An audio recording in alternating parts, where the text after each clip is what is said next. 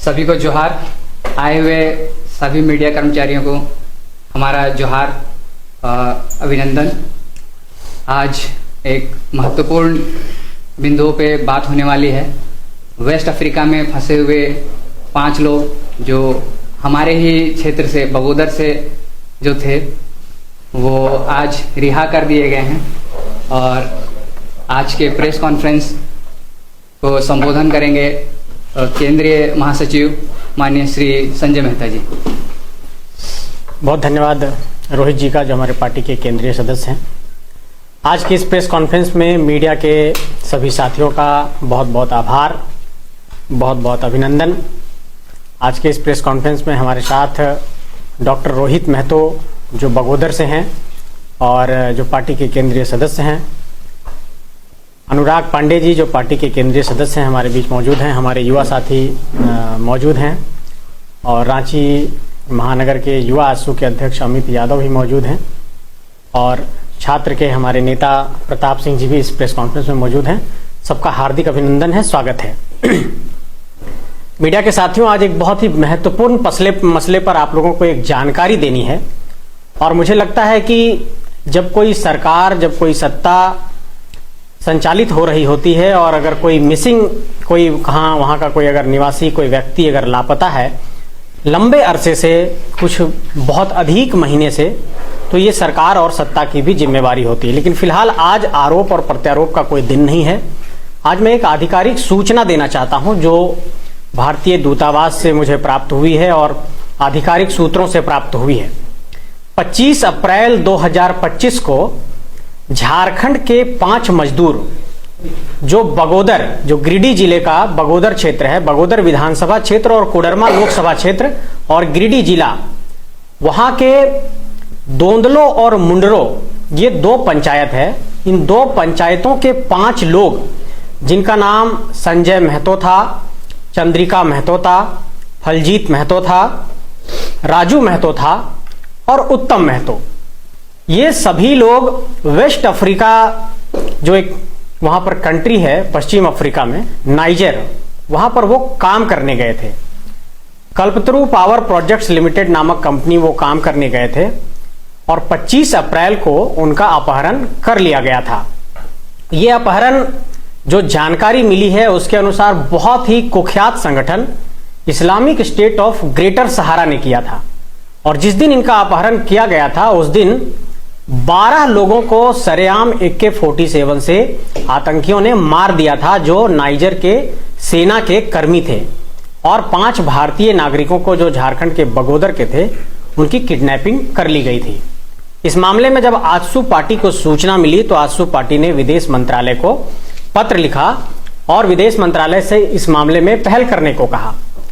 इसके बाद इस मामले को लेकर के हमारे गिरिडीह के सांसद आदरणीय चंद्रप्रकाश चौधरी जी ने नियम 377 के तहत देश के लोकसभा के भीतर सवाल उठाया और उसके बाद यह मामला पूरे संज्ञान में आया।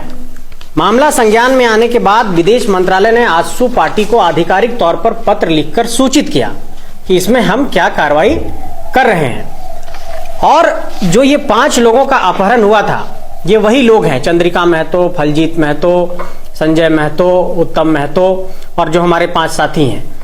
तो इन लोगों की रिहाई अब हो गई है 25 अप्रैल के बाद। अब उनकी रिहाई हुई है, वो सकुशल हैं, उनका स्वास्थ्य ठीक है। आतंकियों ने लगभग 25 अप्रैल से पूरे इस दिसंबर तक और जनवरी के पहले सप्ताह तक उन लोगों को अपने पास रखा।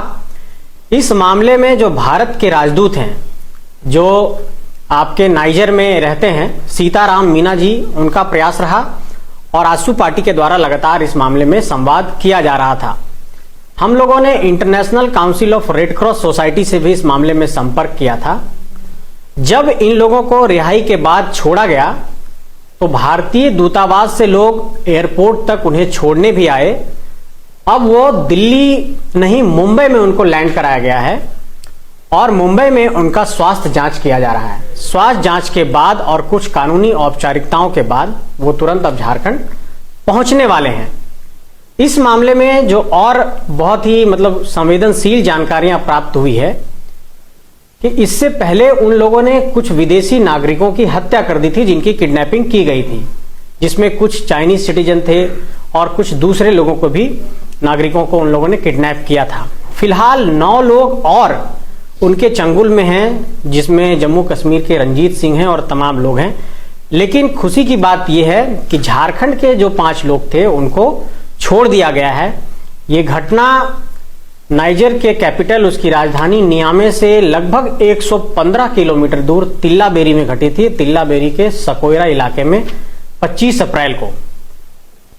कायदे से इस जानकारी को झारखंड सरकार को देना चाहिए था कि इन लोगों की रिहाई कब हुई, कैसे हुई, लेकिन आजसू पार्टी आज इस जानकारी को मीडिया के समक्ष इसलिए रख रहा है और परिवार वालों को भी ये जानकारी देना चाहता है कि उनकी रिहाई सकुशल हो गई है, उनका स्वास्थ्य ठीक है, जिसमें एक व्यक्ति की थोड़ी तबीयत खराब है, बुखार और उनकी कुछ शिकायत थी जो हमसे बात हुई है।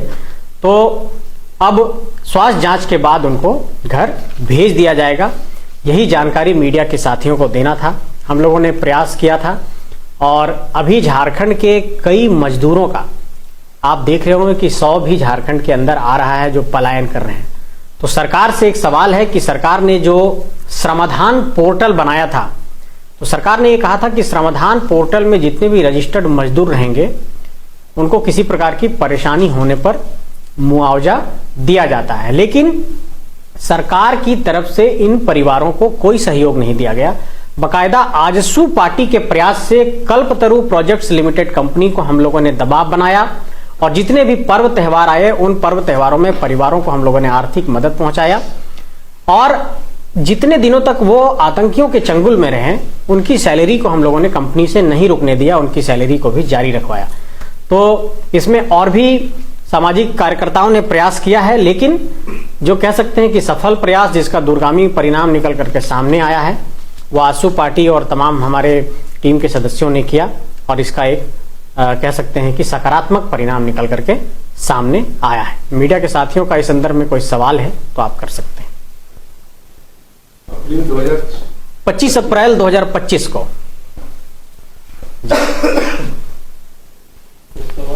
झारखंड सरकार से संजय जी जो आपका सवाल रहा था, क्या इस संदर्भ में आप लोगों ने झारखंड सरकार से कोई मदद मांगी? नहीं, झारखंड सरकार को पूरी जानकारी है, वहां के उपायुक्त को भी इसकी पूरी जानकारी है, लेकिन हमारा सवाल यही है कि अगर झारखंड राज्य के 5 लोग जो झारखंड राज्य के निवासी हैं और अगर वो दुनिया के किसी कोने में मिसिंग हैं तो ये सरकार की जिम्मेवारी बनती है।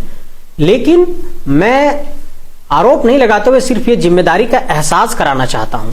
इस सरकार के ओर से कितने प्रयास किए गए, मैं आरोप नहीं लगा रहा हूं, लेकिन मुझे ऐसा लगता है कि इसमें और संजीदगी दिखानी चाहिए थी और गंभीरता दिखानी चाहिए थी, क्योंकि जब हमने बात किया है वहां के प्रतिनिधियों से जो लगातार हमारे संपर्क में थे, उन लोगों ने यही कहा कि आप लोगों का बहुत ज्यादा दबाव था। और मैं आप लोगों को बताना चाहता हूं कि 25 दिसंबर को अंतिम पत्र हमने प्रधानमंत्री जी को लिखा था और प्रधानमंत्री जी को हमने पत्र लिखते हुए यही कहा कि ये देखिए वो पत्र है जो हम लोगों ने 25 दिसंबर को लिखा था, 24 दिसंबर को लिखा था।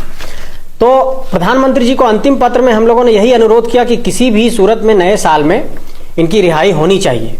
और मुझे लगता है कि तमाम इस तरह के पत्राचार का एक असर हुआ है और विदेश मंत्रालय ने पहल करते हुए इनकी रिहाई कराई है।